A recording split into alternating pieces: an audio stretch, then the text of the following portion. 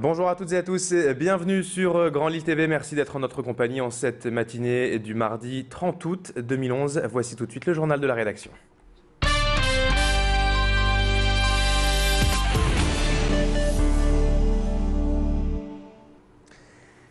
Et en ce 30 août, bien sûr, la fin des vacances approche pour tout le monde et il est déjà temps de faire un premier bilan de la saison touristique.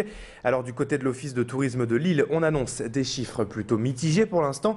L'Office de tourisme qui ne recense pas le nombre total de visiteurs sillonnant la métropole lilloise, mais qui compte seulement le nombre de personnes cherchant un renseignement à l'accueil de la place Riour, soit 38 000 personnes en juillet et un peu plus de 40 000 en août.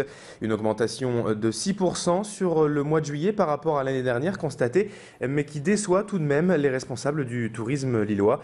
La météo est bien évidemment responsable de cette saison moyenne, même si d'ordinaire, par mauvais temps, la métropole s'en tire mieux que la côte pour attirer les visiteurs. À noter enfin l'arrivée de nouveaux touristes venus de très loin cette année, et notamment d'Amérique du Sud. Hélène Chaplet a rencontré Bruno Capel de l'Office de tourisme de Lille pour faire ce bilan. Je vous propose de l'écouter. Connu à la fois sur juillet et août une belle fréquentation. Pour juillet, ça veut dire quasiment 38 000 entrées au Palais Riour, c'est-à-dire l'accueil de notre office de tourisme.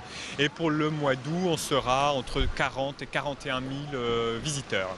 Bien sûr, dans une ville, ce n'est pas possible de comptabiliser les touristes. On a des grands indicateurs qui nous permettent de penser qu'il y a en ville à peu près 2 fois plus de touristes qu'il n'y en a à l'office de tourisme. Ça donne, on va dire, une notion globale. À Lille, mais aussi dans toutes les autres destinations de tourisme urbain, on est moins impacté par les conséquences de la météo et même quand il s'agit du mauvais temps.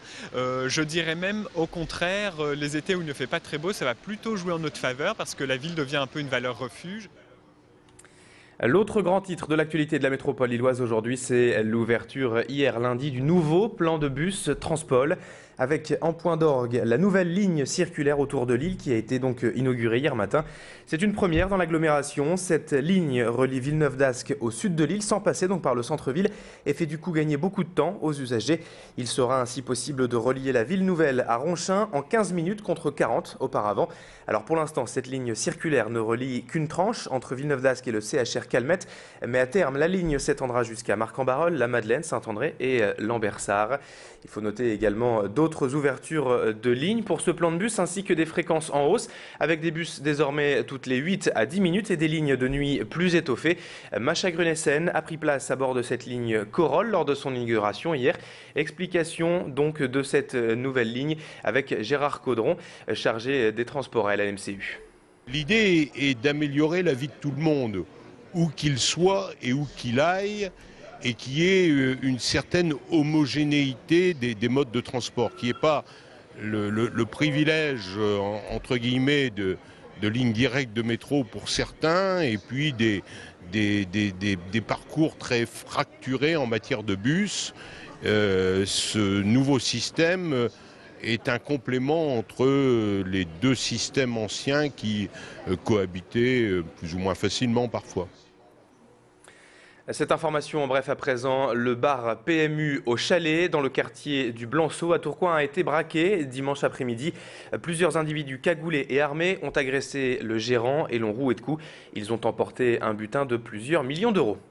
Toujours en bref, cette information, le ramadan s'est achevé hier soir pour plusieurs milliers de musulmans dans la métropole lilloise. Une date fixée à la dernière minute en fonction de la lune par le Conseil du culte français musulman hier. La fête de l'Aïd sera donc célébrée aujourd'hui et plusieurs rassemblements sont prévus à Lille et à Roubaix aujourd'hui. Plus de 15 000 personnes sont attendues à Lille, Grand Palais et au parc du Bron-de-Loire à Roubaix dans le quartier de l'Épeule pour célébrer cette fête. Plus d'informations dans la matinée avec nos reporters qui seront sur place.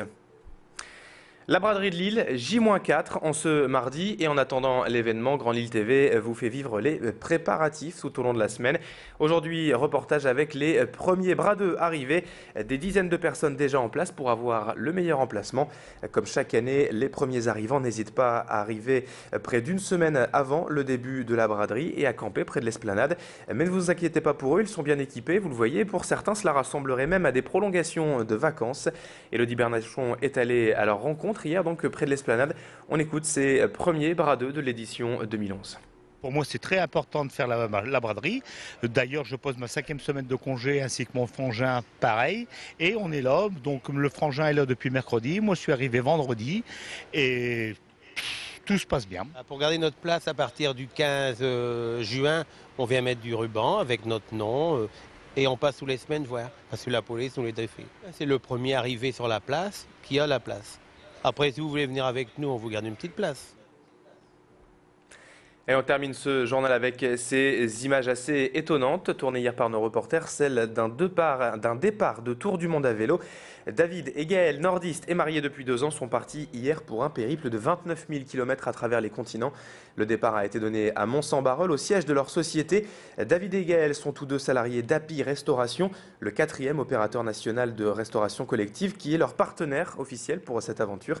La société souhaite par ailleurs récupérer quelques-unes des recettes issues des pays qu'ils vont traverser. Vous voyez sur ces images les premiers coups de pédale donnés hier par David et Gaël sur leur tandem. Au départ donc de 29 000 km autour du monde, je vous propose de les écouter au micro de notre reporter. On voulait faire à la fois notre voyage de noces, un projet de vie, parce que on adore voyager tous les deux, on est passionnés de grands espaces, de nature, on avait envie de rencontrer plein de monde. Étant tous les deux passionnés de la restauration, on va partir à la recherche des recettes locales et des modes de cuisson différents de chez nous et essayer de transmettre toute notre expérience à travers notre site internet. Et c'est ainsi que se termine cette édition. Merci à toutes et à tous de l'avoir suivi. Merci de votre fidélité. Sur Grand Lille TV, nous sommes ensemble jusqu'à midi, tous les quarts d'heure et en direct pour le meilleur de l'actualité de la métropole lilloise. Dans un instant, on se retrouve pour la météo et l'infotrafic. Restez avec nous.